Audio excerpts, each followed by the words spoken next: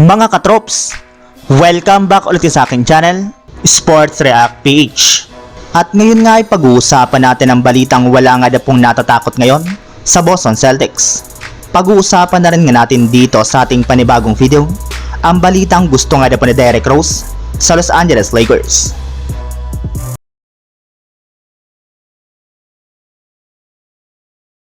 Since nga po mga katrops hindi nagbago ang lineup ng Boston Celtics ngayong offseason, ay hindi na nga po nakapagtataka bakit mataas ang kanilang tsansa na maging number 1 ulit sa standings ng regular season at makakuhang muli ng kampiyonato sa susunod na taon.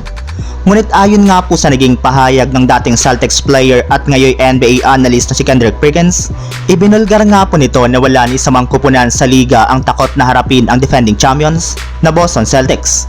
Lahat na naman nga na po ng mga kupunan ay target na talunin ang Celtics, gayong kapag nagawa nga po nila iyan ay mapapatunayan nga po nila na kaya ng kanilang team na magkampiyon dito. At kabilang nga po sa mga gutom na talunin ang Boston Celtics ay ang New York Knicks at Philadelphia 76ers na nagkaroon ng dalawang bagong superstar na sina Paul George at Mikal Bridges. Kaya kailangan na nga po talaga ng Boston Celtics na mag-ingat sa kanilang mga gagawin, since isang pagkakamali lamang nga po nila sa kanilang mga laro ay maaari nga pong maging rason ito ng kanilang pagkatalo at pagkabigo na madepensahan ang kanilang kampyonato.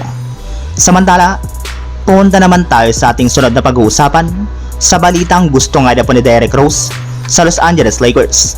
Dahil nga po mga katrops sa nangyari kay Derrick Rose sa Memphis ay magiging isa na nga po siyang ganap na unrestricted free agent, kung saan kailangan na nga po niyang maghanap ng bagong team kung gusto man nga po niya na makapaglaro sa darating na season. At isa nga po mga katrops sa mga nabanggit na kupunan na posibleng nga na po nitong puntahan ay ang Los Angeles Lakers, since marami na nga po sa mga fans nila ang nagsasabi na kailangan nila itong kunin.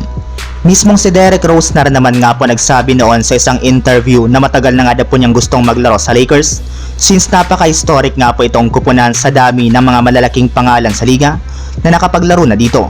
Ang kaso lang mga katrops, katulad nga po ng sinabi ko sa inyo, puno na rin naman nga po ang kanilang lineup kaya mahirap na nga po nila itong makuha. Isa pa, nagdadalawang isip para naman nga po ang Lakers na kunin ito bunsod ang pagiging injury prone ng kanyang pangangatawan na maaaring magkaroon ng negatibong epekto sa kanilang kupunan. So yun lang mga katrops, ang handog kong story ngayong araw. Sana nag-enjoy kayo, please like and subscribe my YouTube channel, Sports React PH, para sa iba pang story at update patungkol sa NBA. Kita-kits muli sa ating susunod na video.